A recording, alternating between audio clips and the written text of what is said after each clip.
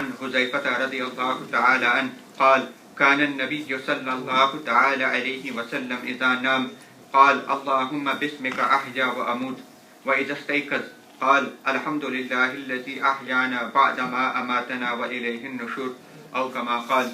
Respected elders, brothers in Islam, inshallah ta'ala, this evening what I would like to do is to share with you some ahadith, some sayings of our beloved Messenger alayhi salatu wasalam on how to get a good night's sleep. That our Prophet sallallahu ta'ala alayhi wasallam, being the best of all creations, being the being who taught us the best of this world and in the hereafter, he gave us guidance and he gave us hidayah in all aspects of our lives. And even when it comes to aspects such as sleeping, the Prophet ﷺ gave some brilliant advice to you and I. Two reasons why this area is quite important to you and I. Number one, because it is a serious problem in this country and indeed in the West. There are so many people who unfortunately do not get a night's sleep. They suffer from the medical condition called insomnia, where no matter what they do, they cannot get to sleep. Only 2 years ago, a research was done over 11,000 adults, in which half of them admitted that they failed to get a good night's sleep. In 2011, just on sleeping pills alone, the National Health Service, the NHS, spent £50 million on it. To patients who unfortunately do not sleep at night, and because they are basically addicted to it now. They have serious problems getting 5, 6, 7 hours of sleep. The second reason why this issue is important is when you reflect upon how long our lives is actually spent in sleep. Take a person, for example, who lives until the age of 60. And this person, throughout his life, he got 8 hours sleep every night, which is a reasonable amount. Taking those two statistics into consideration, he has spent 20 years of his life in sleep, which seems like a very large amount of time. A third of his life, which you can say is wasted. There's not much you can do when you are asleep. There's not much you can earn. There's not much you can actually take in. But this is the beauty of Islam. If a person sleeps with the intention that I am fulfilling the sunnah of our Prophet alayhi salatu wasalam and following his teachings on it, then now his sleep will not be wasted. Rather, each and every moment will be a form of worship. That he goes to sleep reading the correct things, he wakes up in the correct way, he sleeps in the correct method, and he does so purely that I am reenacting the sunnah of our Messenger alayhi salatu wasalam, then it will be a form of reward for him. So very briefly, what I would like to do is share with you some advice and sayings of our beloved Messenger alayhi salatu wasalam on this topic area. Number one, you should read du'as before you're going to sleep and when you wake up as well. Huzaifa radiallahu ta'ala anhu, he reports that the Prophet sallallahu alayhi wa sallam, when he used to go to sleep, then he would read Allahumma bismika ahya wa amut. And in another narration, bismika amutu wa ahya. That in your name I wake, in your name I live, and in your name I die. And then when he used to wake from his sleep, then he used to read Alhamdulillahi alladhi ahyana ba'dama amatana wa ilayhi nushur. Other things that our Prophet alayhi salatu wa salam used to recite. For example, in another report, the Prophet sallallahu alayhi wa sallam, before going to sleep, would read Allahumma kini azabaka yawma tab'asu ibadak. He would read that dua 3 times. Likewise, we have reports where the Prophet alayhi salatu wa sallam would recite Qul huwallahu ahad, Qul a'udhu bi rabbil falaq, and Qul a'udhu bi rabbil nas before going to sleep. And as he did so, he would perform a very specific ritual. He would gather his hands together and he would blow into them. And after reciting these 3 surahs, then he would wipe it with the barakah of this recitation. He would wipe it all over his body. He would start from his blessed head, and he would, wherever he could, he would touch his body with that recitation. And he would do this 3 times. So this is a sunnah of our Prophet alayhi salatu wasalam, to recite the Quran and to blow it on your body as well. Also, the Prophet alayhi salatu wasalam encouraged us that when you go to sleep, recite Surah Mulk. Try as much as possible to ensure that is the last thing you do at night. Also recite Surah Waqi'ah. And this is the same idea, the whole purpose behind it. There were so many du'as that our Prophet ﷺ taught that can be recited. It's not just 1 or 2. There were countless one of them. But the whole purpose behind it is that when you sleep, the last thing you should do is the zikr of Allah. And when you wake in the morning, the first thing you should be doing is the zikr of Allah subhanahu wa ta'ala. This is the reason why when it comes to the ideal time of performing Isha, What have you been informed? You should try to do it the last thing you do before going to sleep. You shouldn't be talking in between it. The whole point is that you have engaged in the remembrance of Allah and you have done sajda for His sake. Now go to sleep. That is the best act you can finish on. So whether we know these du'as exactly is irrelevant almost. What is important that you do some form of zikr.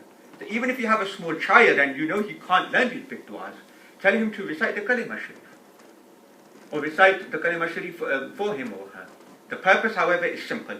The zikr of Allah subhanahu wa ta'ala. Number 2, the Prophet sallallahu alayhi wa sallam said that when you go to sleep, try as much as possible to sleep on the right side. This is the sunnah of our messenger. And this is something which the medical experts have now told us, that if you sleep on your right side, it actually leads to better blood circulation. It's the way that the stomach and the intestine and the heart actually relate to one another, and where the weight distribution is going. And the doctors now tell us that when you lie on your right side, it is actually more beneficial for you. It will increase the chances of better blood circulation, which will obviously lead to a better night's sleep. On the idea of ibadah as well, number 3, the Prophet sallallahu alaihi wasallam encouraged us that when you go to sleep, then perform wudu before going to sleep. Perform the ritual ablution and go to sleep in that state. The chances are that you brush your teeth anyway, you wash your face and you wash your mouth anyway. An extra minute and you are performing wudu and you're getting the barakat and blessings of that throughout the night. It's a very simple act which will take us minutes, but it will create blessings for us throughout that period. Number 4, the Prophet sallallahu alaihi wasallam specifically said, before going to sleep, remove any danger that might be present in the house. So the example for that time and age, you could say, is that the Prophet alayhi salatu wasalam said that never leave a burning fire on when you go to bed. That in the olden days, the Arabs, because of the nature of the weather at night, they would light a fire to keep themselves warm. But the Prophet ﷺ said that ensure that that is fused before you go to sleep. For obvious reasons. That now you are asleep, you might not know what happened to that fire. There might be a gush of wind and it could cause havoc. So now most of us don't have actual fires in our homes, but we can still act upon this hadith. That there are certain things that we can do to ensure that our mind is not taken away. That we are not distracted or that it does not become a danger in the house. Ensure that all windows are shut. If you do it with the intention of acting upon the sunnah, you will get the reward for it. Make sure that the gas cookers are shut. Make sure that all the doors are shut, the windows are closed. All of these simple steps that you take with the right intention, and you will be fulfilling the sunnah of our Prophet alayhi salatu wasalam. Next one, the Prophet sallallahu alayhi wasallam, again, following this idea of ensuring safety before you go to sleep. Our messenger said that you should cover all utensils, you should cover all types of pots in which you have food in, to stop the bacteria getting into them. A very important teaching of our messenger alayhi salatu wasalam was in terms of the position you take. We have already heard that you should try as much as possible to sleep on the right side. Quite vehemently, our Prophet alayhi salatu wasalam said that no one should sleep on their stomachs. And then Imam Shafi'i rahmatullah alayhi, he went on to add, and this is in fact a hadith as well, that this is the way the shaitan sleeps. And you will know as well that it's very, very difficult to breathe properly when you are sleeping on your stomach. Again, the Prophet ﷺ is doing it for your medical benefit as much as possible. Adding to that, Imam Shafi'i rahmatullah alayhi said that there were 4 types of sleep. He said one is on your back. This is the sleep of the Anbiya Ikram. Number 2, to sleep on the right hand side. This is the sleep of the worshippers. Number 3, to sleep on the left hand side. This is the sleep that is done by the rulers, by the zalim kings. And then finally, to sleep on your stomach. This is the sleep of the shaitan. We, as much as possible as his ummati, try to follow the example of the Prophet ﷺ, not the accursed devil. Other tips that our Prophet ﷺ, and indeed the ulama ikram after him, encourage us to do: when you sleep, your feet should not be towards the qibla. When you put your feet towards something or someone, then it is a sign of disrespect. We perform salah towards the qibla sharif. We perform dua as much as possible towards the qibla sharif as well. So it is a place of barakah and blessings. We certainly will not do anything which in any way contravenes the respect and dignity associated with the qibla sharif. An interesting saying from our Prophet ﷺ is that shake the duvet 3 times before getting into the bed. Again, going back to that time, then the reason why he might have said that is quite obvious, because sleeping out in the open or sleeping out in such countries, that the chances are that there might be harmful insects inside the bed. There might be scorpions or for example, things that can harm you during the sleep. But again, we're not going to find any scorpions or snakes in our beds. But if we shake it 3 times each and every night, certainly it will go a long way in stopping bed bugs. We know which is a problem. And more importantly, we will be acting upon the perfect sunnah of our Messenger alayhi salatu wasalam. Finally, to end, a problem that sometimes we all suffer from is insomnia. That inability to go to sleep at all. Our Messenger sallallahu alayhi wasallam being haris upon you and I, eager to help us at all times, he gave us a specific dua to read when you are suffering from sleepless nights. Before going to sleep, the Prophet alayhi salatu wasalam taught us to recite this dua. أعوذ بكلمات الله التامة من غضبه وعقابه وشر عباده ومن همزات الشياطين وأن يحضرون. This is reported in the Nabawi, written by Imam Suyuti rahmatullahi alayhi. Abdullah ibn Umar radiyallahu ta'ala anhuma, a famous companion, he taught his children this dua at a very young age. And when they were at an age where they couldn't speak Arabic properly, and they couldn't learn these long du'as, then what Sayyidina Abdullah ibn Umar radiyallahu ta'ala anhu did is that he wrote it down and he put it into a ta'weez for the children.